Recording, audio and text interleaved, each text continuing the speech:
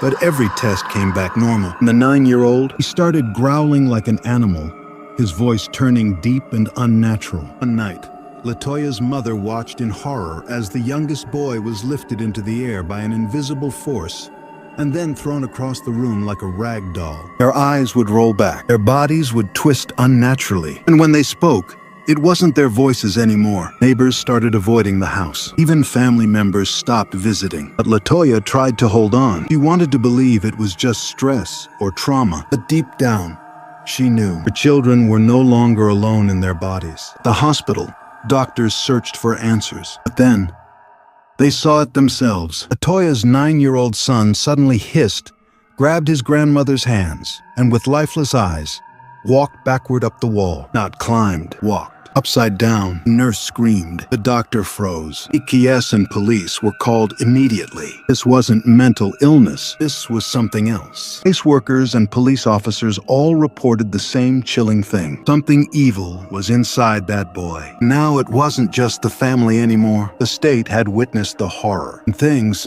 were only getting worse. After the terrifying hospital event, the family was referred to Father Michael Maginot, a local Catholic priest, who was skeptical until he entered the house himself. He felt a choking pressure in the air. Lights flickered, doors slammed. The basement gave off a stench like rotting flesh. Father Michael spent hours observing the family. He saw the kids speak in ancient languages, snarl like wild animals, and react violently to prayer. He documented everything. Eventually, the church granted permission for an exorcism. Not just one, but 3. Each time the prayers began, the house shook with rage. One child convulsed, his eyes rolling back, foam dripping from his mouth. Father Michael later said, "I've never seen evil this strong." Didn't want to leave, but they had to keep fighting, because whatever was inside wasn't done yet. Years later, paranormal investigator Zach Bagans bought the house to uncover the truth. What he experienced shook him to the core.